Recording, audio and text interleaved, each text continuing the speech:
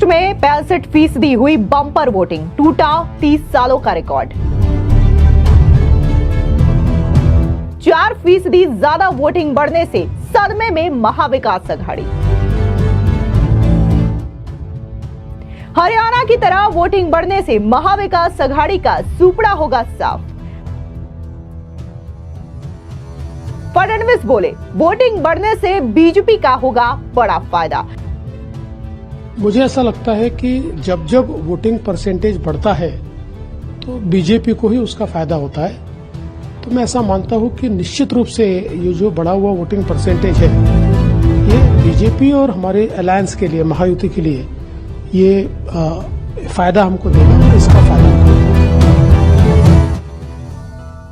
महाराष्ट्र और झारखंड विधानसभा चुनाव का महासंग्राम वोटिंग के साथ पूरा हो चुका है और अब नतीजों का इंतजार है। लेकिन इससे पहले ही राज्य के मतदाताओं ने एक नया रिकॉर्ड कायम किया है। दरअसल महाराष्ट्र में 1995 के बाद दूसरी बार ऐसा हुआ है जब सबसे ज्यादा वोटिंग हुई हो। दरअसल बुधवार को वोटिंग का आंकड़ा महाराष्ट्र में 35% पार कर गया। अब इसे लेकर के दो बड़े गठबंधन यानी कि महायुति और महाविकास अघाड़ी अपनी अपनी जीत के दावे कर रहे हैं। वहीं दूसरी तरफ बात अगर हम झारखंड की करें तो झारखंड में भी दूसरे चरण की वोटिंग में 68% ज्यादा वोटिंग हुई है। बता दें कि अब जिस तरीके से महाराष्ट्र में ये वोटिंग परसेंट सीधे 4% बढ़ा है तो इसको लेकर के कई तरीके के दावे किए जा रहे हैं। कई लोगों का तो ये तक कहना है कि भले ही ये जो एग्जिट पोल के दावे हैं वो यहां पर ये चीजें दिखा रही हो कि महायुति की जीत सुनिश्चित है, लेकिन अगर यहां पर बात हम हरियाणा चुनावों की करें तो यहां पर भी ये चीजें देखने को मिली थी कि कैसे हरियाणा में वोटिंग परसेंट बढ़ा था और इसका सीधा फायदा बीजेपी को पहुंचा था। अब इसी चीजों को लेकर के कई सारे जो राजनीतिक एक्सपर्ट हैं उनका कहना है कि चूंकि महाराष्ट्र में 30 साल के बाद ऐसा हुआ है कि बड़ा रिकॉर्ड टूटा है और लोग घर से बाहर निकल करके पोलिंग बूथ पहुंचे और उन्होंने अपना यहां पर वोट कास्ट किया है, तो साफ तौर से इस बढ़ते हुए वोटिंग का बड़ा फायदा होगा और यह फायदा किसी और को नहीं बल्कि सीधे तौर पर महायुति को होगा।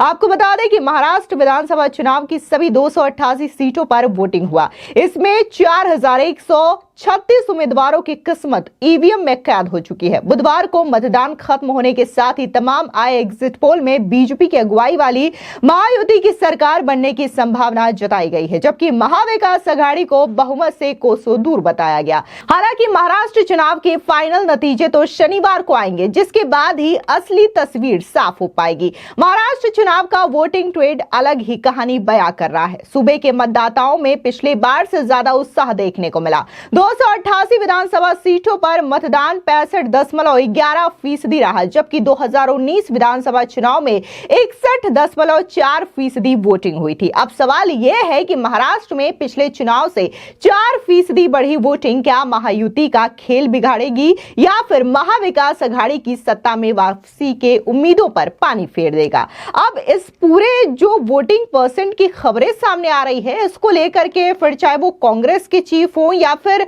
महाराष्ट्र के डिप्टी सीएम देवेंद्र फडणवीस हो, अपने अपने दावे कर रहे हैं। इस बीच महाराष्ट्र के डिप्टी सीएम देवेंद्र फडणवीस का कहना है कि जब भी मतदान में इजाफा होता है तो बीजेपी को राजनीतिक लाभ होता है। यह साबित हो चुका है कि पिछले चुनाव के मुकाबले विधानसभा चुनाव में मतदान फीसदी बढ़ा है। यह बीजेपी और महायुति दोनों की मदद करेगा। आप भी सुनिए कि आखिर इस बढ़े हुए वोटिंग फीसदी को लेकर के देवेंद्र फडणवीस का क्या कहना है। मुझे ऐसा लगता है कि जब जब वोटिंग परसेंटेज बढ़ता है तो बीजेपी को ही उसका फायदा होता है। तो मैं ऐसा मानता हूं कि निश्चित रूप से ये जो बढ़ा हुआ वोटिंग परसेंटेज है ये बीजेपी और हमारे अलायंस के लिए, महायुति के लिए ये फायदा हमको देगा और इसका फायदा हमको होगा। वहीं दूसरी ओर बात अगर हम कांग्रेस की करें तो कांग्रेस के महाराष्ट्र चीफ नाना पटोले ने महाविकास अघाड़ी की जीत का दावा किया है। उनका कहना है कि विधानसभा चुनावों में लोगों में खास उत्साह देखने को मिला और महाराष्ट्र की स्वाभिमानी नागरिक उस सरकार को चुनेगी जो राज्य के कल्याण को प्राथमिकता देता है। सुनिए नाना पटोले का ये बयान। देखो, हरियाणा में भी कांग्रेस को सभी चैनल्स एग्जिट पोल कांग्रेस के फेवर में दिखा रहे थे, तो वहां तो उल्टा हुआ। लेकिन महाराष्ट्र में ग्राउंड रियलिटी अलग है। महाराष्ट्र में बीजेपी के और उनके अलायंस के बारे में लोगों में गुस्सा था और गुस्सा लोगों ने पूरा ताकत के साथ वोट के माध्यम से सरकार पर उतारा है। आपने देखा होगा कि वोट परसेंटेज भी बहुत बड़ा है। महाराष्ट्र में पार्लियामेंट से भी वोट परसेंटेज बढ़ा हुआ है और लोगों में जो गुस्सा था, वो चीज किसान को गुस्सा था, युवाओं को गुस्सा था, महिलाओं में गुस्सा था, गरीबों में महंगाई की वजह से गुस्सा था।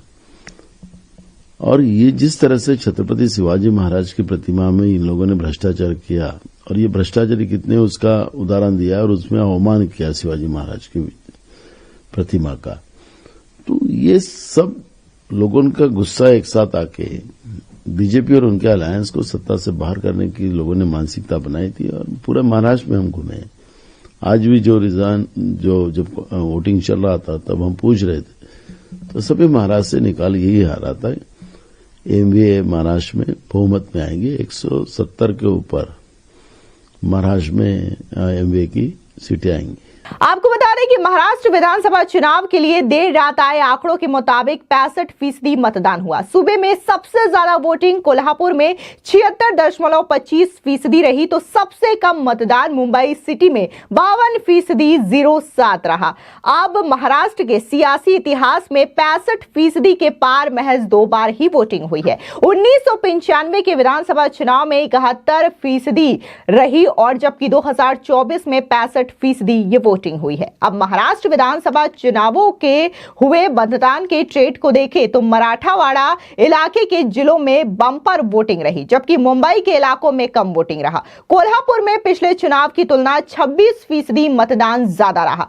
मराठा आरक्षण आंदोलन का केंद्र रहा, जहां पर मनोज जरांगे धरने पर बैठे थे। उस जलाना में 4% ज्यादा वोटिंग हुई। ऐसे में यह बात साफ जाहिर है कि जिन इलाकों में मराठा आरक्षण आंदोलन हावी रहा वहां पर जमकर वोटिंग हुई। वर्धा के इलाके में पिछली बार के बराबर ही मतदान देखने को मिला। महाराष्ट्र का वोटिंग ट्रेंड देखें तो साल 2014 में चुनाव में 63% मतदान हुआ था, जबकि 2009 में 59% लोगों ने वोट डाले थे। 2004 की बात करें तो उस वक्त 63% मत पड़े थे। इससे एक बात तो साफ पता चलती है कि महाराष्ट्र में 60% के आसपास ही वोटिंग होती रही है। अब इन चुनावों में ज्यादातर वक्त बीजेपी और शिवसेना के नेतृत्व में ही सरकार बनती रही है। साल 2019 के चुनाव की तुलना में 2014 के चुनाव में 4% वोटिंग बढ़ने से महाराष्ट्र की सत्ता बदल गई थी। बीजेपी सबसे बड़ी पार्टी बनकर उभरी थी और पहली बार 100 से ज्यादा सीटों पर जीत बीजेपी ने दर्ज कराया। महाराष्ट्र में बीजेपी ने अपना मुख्यमंत्री पहली बार बनाने में सफल भी रही। कांग्रेस और एनसीपी ही नहीं, शिवसेना को भी बड़ा नुकसान उठाना पड़ा था। इसके बाद साल 2019 में साल 2014 की तुलना में 2% वोटिंग घट गई थी, जिसका नुकसान कांग्रेस को उठाना पड़ा था। बीजेपी की सीटें भी घटी थी, लेकिन 105 सीट पर संतोष करना पड़ा था। साल 2019 में बीजेपी और शिवसेना मिलकर चुनाव लड़ी थी और कांग्रेस एनसीपी साथ किस्मत आजमाई थी। शिवसेना और बीजेपी गठबंधन को बहुमत मिला था, लेकिन मुख्यमंत्री की कुर्सी को लेकर रिश्ते बिगड़ गए थे। उद्धव ठाकरे ने बीजेपी के साथ नाता तोड़कर कांग्रेस एनसीपी के साथ मिलकर सरकार बना ली। इसके चलते ही 2.5 साल तक शिवसेना में 2 फाड़ हो गई। शिंदे ने शिवसेना के 38 विधायकों के साथ बीजेपी के साथ मिलकर महाराष्ट्र में सरकार बना ली। साल 2023 में अजित पवार ने भी शरद पवार से बगावत कर 40 एनसीपी विधायकों के साथ बीजेपी शिंदे की सरकार में शामिल हो गए। अब महायुति गठबंधन से बीजेपी सबसे ज्यादा 149 सीटों पर चुनाव लड़ रही है, तो शिंदे की शिवसेना 81 और अजित पवार की एनसीपी 59 सीटों पर चुनावी किस्मत आजमा रही है। बीजेपी ने 4 सीट पर छोटे दलों के लिए छोड़ी है, जिसमें रामदास अठावले की आरपीआई, युवा स्वाभिमान पार्टी, जन स्वराज्य शक्ति पार्टी और आरएसपी ने अपने उम्मीदवार उतारे हैं। इसी तरीके से महाविकास आघाड़ी ने भी 101 विधानसभा सीट पर कांग्रेस, शरद पवार और एनसीपी और उद्धव ठाकरे की शिवसेना इस तरीके से बटी हुई है। लेकिन जिस तरीके से बात अगर हम पूरे जो वोटिंग परसेंटेज बढ़ा है, 4% वोटिंग परसेंटेज बढ़ना अपने आप में महाविकास आघाड़ी और महायुति के लिए कांटे की टक्कर मानी जा रही है। और जिस तरीके से हरियाणा में इसका फायदा बीजेपी को हुआ था, तो ठीक यही बात दोहराते हुए एक बार फिर से बीजेपी के नेता और महाराष्ट्र के डिप्टी सीएम देवेंद्र फडणवीस नजर आ रहे हैं। उनका साफ तौर से कहना है कि महाराष्ट्र में जो 4% वोटिंग बढ़ी है, इसका सीधा फायदा बीजेपी को ही पहुंचने वाला है। देखना दिलचस्प होगा कि 23 नवंबर जब नतीजे सामने आएंगे तो आखिर कौन सी पार्टी महाराष्ट्र में सरकार बनाती है। फिलहाल इस पूरे मामले को लेकर के आपका क्या कहना है, कमेंट सेक्शन में जरूर बताएं। धन्यवाद।